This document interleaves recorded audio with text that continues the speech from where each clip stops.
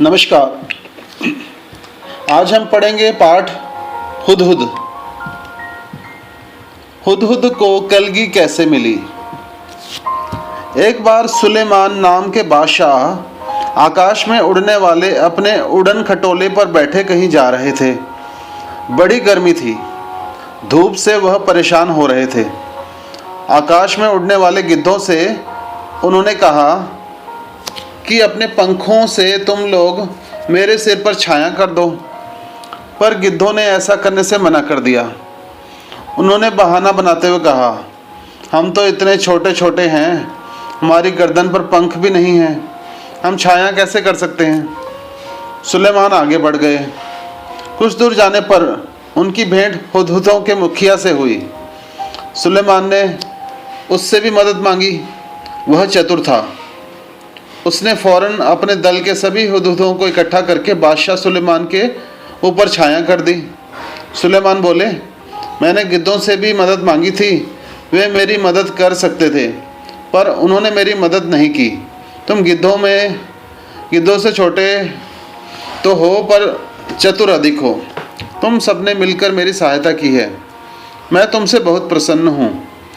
मैं तुम्हारी कोई इच्छा पूरी करूँगा। बताओ, तुम्हारी क्या इच्छा है। मुखिया ने कहा, महाराज, मैं अपने सभी साथियों से सलाह करने के बाद अपनी इच्छा बताऊंगा। मुखिया ने साथियों से सलाह करने के बाद कहा, महाराज, यह वरदान दीजिए कि हमारे सिर पर आज से सोने की कलगी निकल आए। बादशाह हंसे और बोले, मुखिया, इसका फल क्या होगा, यह तुमने सोच लिया है। मुखिया बोला, हाँ महाराज, मैंने खूब परामर्श करके यह वर मांगा है। सुलेमान ने प्रार्थना स्वीकार कर ली। सभी हुदहुदों के सिर पर सोने की कलगी निकल आई। लोगों ने सोने की कलगी को देखा तो वे हुदहुदों के पीछे पड़ गए। तीर से उन्हें मार मार कर सोना इकट्ठा करने लगे। हुदहुदों का वंश समाप्त होने पर आ गया। तब मुखिया घबराकर बादशाह सुलेमान के पास पहुंचा और बोला, इस सोने की कलगी के कारण तो हमारा वंश ही समाप्त हो जाएगा। सुलेमान ने कहा, मैंने तो शुरू में ही तुम्हें चेतावनी दी थी। खैर जाओ, आज से तुम्हारे सिर का ताज सोने का नहीं, सुंदर परों का हुआ करेगा। और तभी से हुदहुदों के सिर पर परों का यह ताज कलगी शोभा पा रहा है। हुदहुद एक बहुत ही सुंदर पक्षी है। इसके शरीर का सबसे सुंदर भाग इसके सिर की कलगी होती है। वैसे तो यह इसे समेटे रहता है, पर जैसे ही किसी तरह की आवाज़ होती है, यह चौकन्ना होकर परों को फैला लेता है।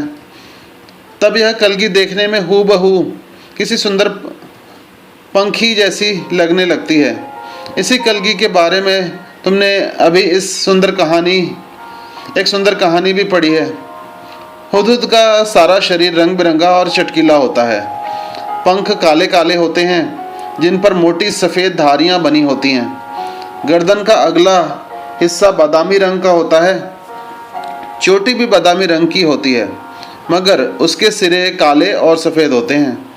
दुम का भीतरी हिस्सा सफ़ेद और बाहरी हिस्सा काले रंग का होता है। चोंच पतली, लंबी तथा तीखी होती है। इस चोंच से यह आसानी से ज़मीन के भीतर छिपे हुए कीड़े मकोड़ों को ढूंढ निकालता है। इसकी चोंच नाखून काटने वाली नहरनी से बहुत मिलती है, और शायद इसलिए कहीं कहीं इसे हजामिन चिड़िया के नाम से भी पुकारते हैं। हुदहुद हमारे देश के सभी भागों में पाए जाते हैं। तुमने इसे अपने घर के आसपास अपनी तीखी चोंच से ज़मीन खोदते हुए अवश्य देखा होगा। बोलते समय यह 3 बार हुप हुप हुप सा कुछ कहता है, इसलिए इसे अंग्रेजी में हुपू कहा जाता है। हिंदी में इसे हुदहुद कहते हैं। धूप में कीड़ा ढूंढने के कारण हमारे देश में कहीं कहीं इसे पदुबया भी कहते हैं, और सुंदर कलगी की वजह से कुछ देशों में लोग इसे शाह सुलेमान कहकर पुकारते हैं।